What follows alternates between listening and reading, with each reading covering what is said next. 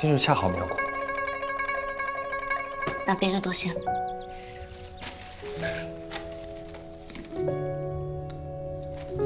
张竟然啊，你这巡查使做的还真清闲呢。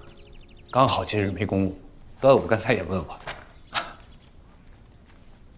这什么意思啊？你很想做琉璃啊？如今明镜台没有根基，做琉璃或许是破己之法。那你知道这扬州郑家琉璃做的最好，你这是要跟郑家作对啊？我知道，不过郑家做的是波斯琉璃器皿，我想做的是明镜台的琉璃，自然是不一样。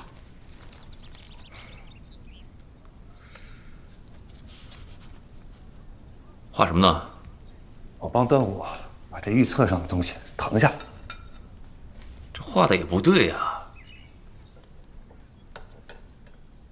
对呀，我跟你说，严老兄，我3岁就执笔作画了，你看我这画的哪儿不对？可几岁开始作画没关系，这比例都不对。来，那儿有凳子。来，哎，起来，你这，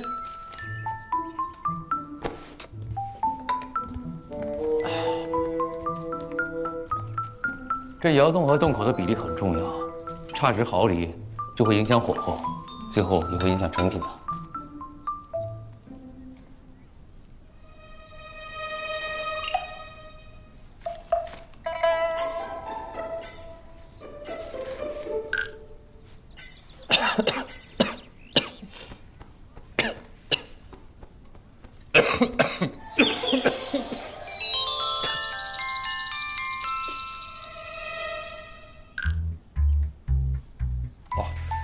今日这个熏香有点呛嗓子。那若是想做这般的药，需要多长的时间？先别玩了，要不看看大夫啊？不是，你们继续。若做西窑也是不容易啊，你需要找一些精通此道的熟悉的匠人。郑郎君可要喝水？啊，不要，我把它挪到外面去啊。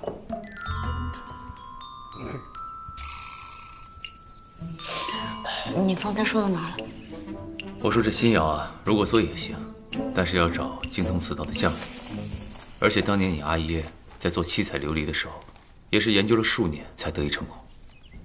你现在虽然有配方，但是没有配比，不知道火候，而且现在连窑都没有，再加上你需要很多熟悉的工人和匠人，这些都需要一步步来。对了，此前在扬州有一家秦氏琉璃坊，听闻那秦阿翁好像还在扬州，我已经让樱桃他们去打听了，这2日应该会有消息。如果能找到他，也算一个好的开始。对。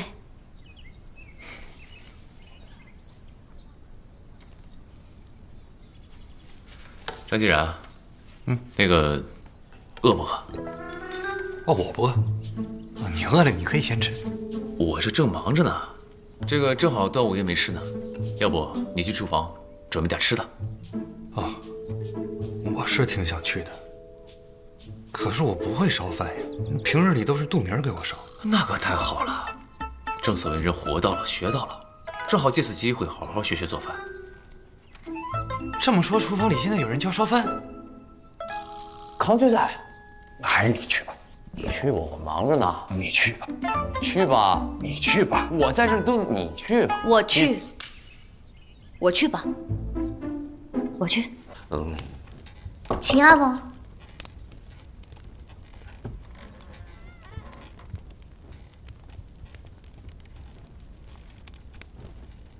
见过秦阿翁。我这儿已经没什么货了，要买琉璃，你们到别处去。你们是什么人啊？这是我们明镜台的掌柜苏慕遮。苏掌柜，明镜台，就是哎呀，开不下去店了，那个。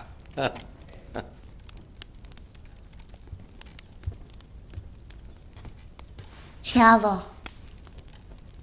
若是你来到我迷津台，定就不会像如此了。今日是想来说，望与秦阿翁合作，让明镜台做琉璃。琉璃，你瞧瞧，我的那些个琉璃还在这躺着呢。秦阿翁，您说的意思我们都明白，无非啊就是因为郑家这琉璃啊是他们的看家宝贝，他们啊绝对不允许别人涉足，这道理我们明白。老夫曾经也像你们这般，不知道天高地厚，卖琉璃2天就让官府封了店。我诬陷我卖的是毒琉璃，伤了人，我赔的是倾家荡产。被打的只剩了半条命，还放我回来。我不死心，我烧了琉璃，走街串巷的去卖。你们知道后果怎样？我的琉璃也被砸了，我的手连笔都拿不起来了。秦阿翁，万般险，万般难，我还是想试一试。若我能将你这些琉璃卖出去，不低于50万钱，如何？也罢，只要你能把这些货卖出去，我就应你之邀。秦阿翁，那在下就把这些货搬走了。多谢秦阿翁。哎，多谢。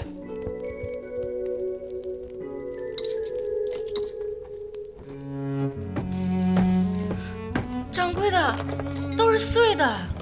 这怎么卖啊？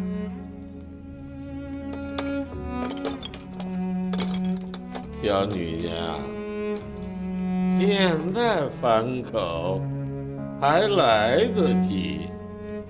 异形珠也是珍珠，碎琉璃亦是琉璃。秦阿翁，50万钱，一言为定。